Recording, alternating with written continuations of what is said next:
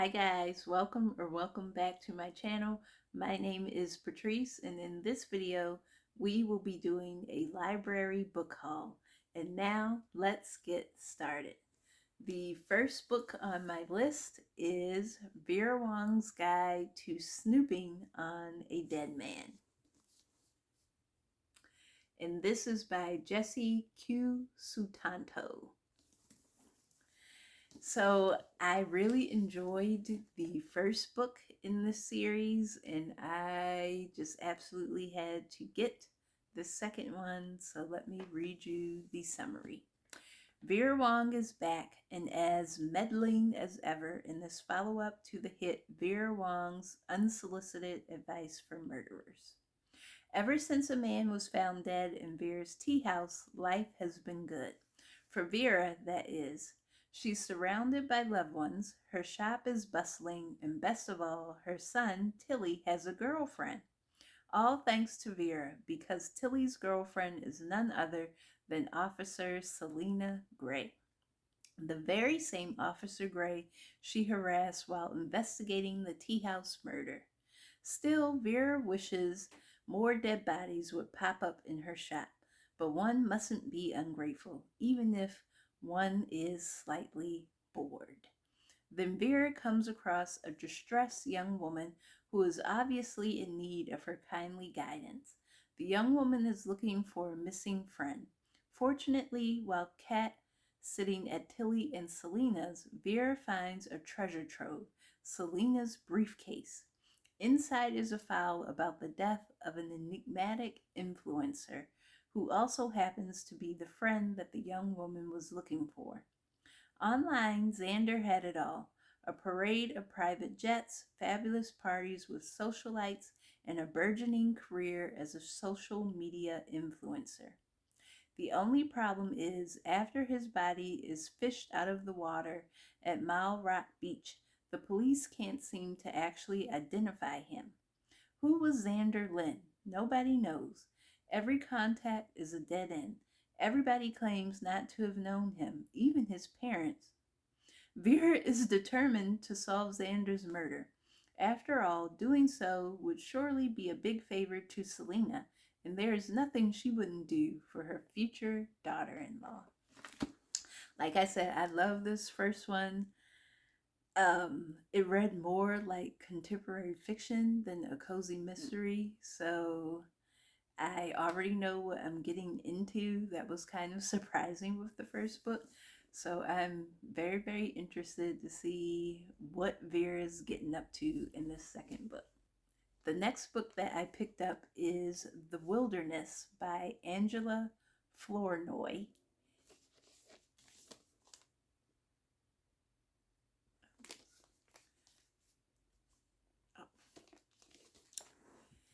The next book that I picked up is The Wilderness by Angela Flournoy.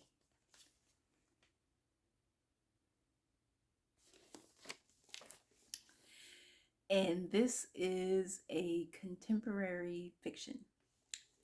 Desiree, Danielle, January, Monique, and Nakia are in their early 20s and at the beginning of their careers, of marriage, of motherhood, and of big city lives in New York and Los Angeles.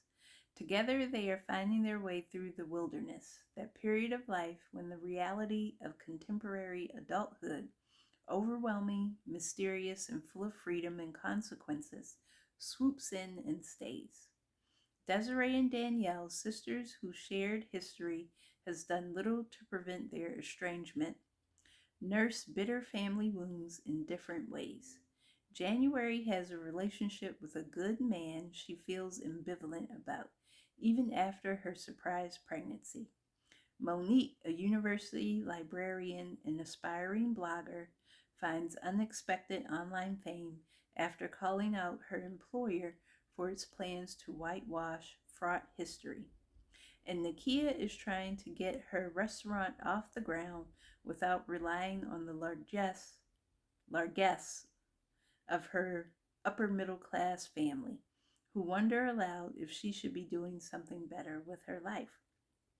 As these friends transition from the late 2000s into the late 2020s, from young adults to grown women, they must figure out what they mean to one another amid political upheaval, economic and environmental instability, and the increasing volatility of modern American life. The Wilderness is Angela Flournoy's masterful and kaleidoscopic follow up to her critically acclaimed debut, The Turner House. A generational talent, she captures with disarming wit and electric language how the most profound connections over a lifetime can lie in the tangled, uncertain thicket of friendship.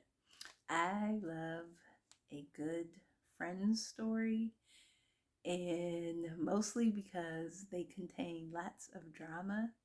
So this sounds like it's going to be good. I read the first few pages and it's kind of starting slow, so hopefully it will pick up. The next book I picked up on my visit is Family Spirit by Diane McKinney Whetstone. And I think this is contemporary fiction slash historical fiction, but I am not sure. Actually, I feel like this is going to have a little fantasy, magical realism in it. But let's see. Diane McKinney Whetstone's latest character, Rich Page Turner, blends her signature style with a little magic in her depiction of the Maces, a vibrant family of Philadelphian clairvoyants with issues. Ayana has inherited the knowing gene that the Maces believe has been passed down to at least one girl child in every generation from as far back as they can trace. But her mother has tried to convince her that she is nothing like those weird Mace women. To keep the peace, Ayana lies to everyone. To the Maces, insisting she's never felt a knowing, to her mother about participating in the rituals, and to herself about her relationship with the man who helps her recover time and time again from the mania she experiences after seeing into the future. Ayana's aunt Lil, banned from the Mace home decades ago after violating a sacred vow, has returned to Philadelphia for a medical procedure. She settles into the chaos of her brother's home, where Ayana, a failing college senior, has also returned. After a harrowing premonition, Ayana must decide whether to deepen family schisms by enlisting her aunt's help, even as she learns the shocking details of Lil's breach. Meanwhile, Nana, the woman writing the novel, becomes more of a participant than creator, as her own drama is deftly interspersed throughout, as she too yields the power of the Mace family in its indomitable spirit. Oh, so yeah, this sounds like it's going to be good. I was attracted to this because of the clairvoyance in the story. Um, and I don't think I've ever read a Diane McKinney Whetstone book. So I am interested to see where that goes. The next book I picked up was Sky Full of Elephants by Cebo Campbell. And I believe this is a dystopian novel and also a fantasy. And the summary says, in a world without white people, what does it mean to be black? One day, a cataclysmic event occurs. All of the white people in America walk into the nearest body of water. A year later, Charlie Brunton is a black man living in an entirely new world. Having served time in prison after a wrongful conviction, he's now a professor of electric and solar power systems at Howard University when he receives a call from someone he wasn't even sure existed, his daughter, Sydney, a 19-year-old left behind by her white mother and stepfamily. Traumatized by the event and terrified of the outside world, Sydney has spent a year in isolation in Wisconsin. Desperate for help, she turns to the father she never knew, a man she has always resented. Sydney and Charlie meet for the first time as they embark on a journey across a truly post racial America in search of answers. But neither of them is prepared for this new world and how they see themselves in it. Heading south toward what is now called the Kingdom of Alabama, everything Charlie and Sydney thought they knew about themselves and the world will be turned upside down. Brimming with heart and humor, Cebo Campbell's astonishing debut novel is about the power of community and connection, healing and self actualization. It's a reckoning with what it means to be Black in America in both Charlie's world and ours. Now, I'm not sure. I know I saw this on BookTube. Someone reviewed it, but I think I saw it somewhere else, and I just thought this was a very interesting premise. Um, when I looked at some of the reviews on Goodreads, like a lot of white folks were like big mad, like they just hated it because they did not like that they were not in the story and they just had an issue with it. So I am very excited to read this because I don't know, like I really do think about, that like what if all, but I think about it, I guess, in the reverse, like what if all the Black people were gone out of America? Like what would they do? Like, but honestly, I think they would probably come and try and find us and bring us back. And that would probably involve like guns and lots of trauma and abuse. But um, yeah, I'm very excited to get into the story. Like, I started reading some of this, and yeah, it was good. Like, I think it's gonna make you think. Yeah, definitely. The last book I picked up on this visit is titled Zeal by Morgan Jerkins.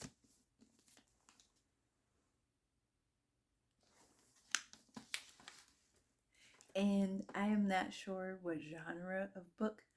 I'm going to say fantasy, historical fiction. That's what I'm going to guess by what I read in the jacket, but I'll read you the summary. Harlem 2019. Ardelia and Oliver are hosting their engagement party. As the guests get ready to leave, he hands her a love letter on a yellowing, crumbling piece of paper. Natchez, 1865. Discharged from the Union Army as a free man after the war's end, Harrison returns to Mississippi to reunite with the woman he loves, Tirza. Upon his arrival at the Freedmen's Bureau, though, he catches the eye of a woman working there who's determined to thwart his efforts to find his beloved.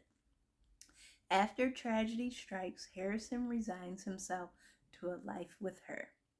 Meanwhile, in Louisiana, the newly freed Tirza is teaching at a freedmen's school and discovers an advertisement in the local paper looking for her. Though she knows Harrison must have placed it and longs to find him, the risks of fleeing are too great, and Tirza chooses the life of seeming security right in front of her. Spanning more than 150 years, Morgan Jerkins' extraordinary novel intertwines the stories of these star-crossed lovers and their descendants. As Tirza's family moves across the country during the Great Migration, they challenge authority with devastating consequences, while the legacy of heartbreak and loss continues on in the lives of Harrison's progeny. When Ardelia meets Oliver, she finds that his family's history is as full of secrets and omissions as her own. Could their connection be a cosmic reconciliation, satisfying the unfulfilled desires of their ancestors, or will the weight of the past, present, and future tear them apart? Sweeping, textured, and meticulously researched, Zeal is both a story of how one generation's choices reverberate through the years and an indelible portrait of an enduring love. This sounds good. So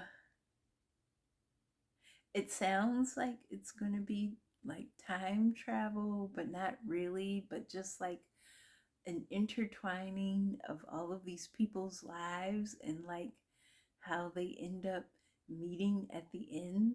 So this is exciting, like time travel without time travel, if you know what I mean.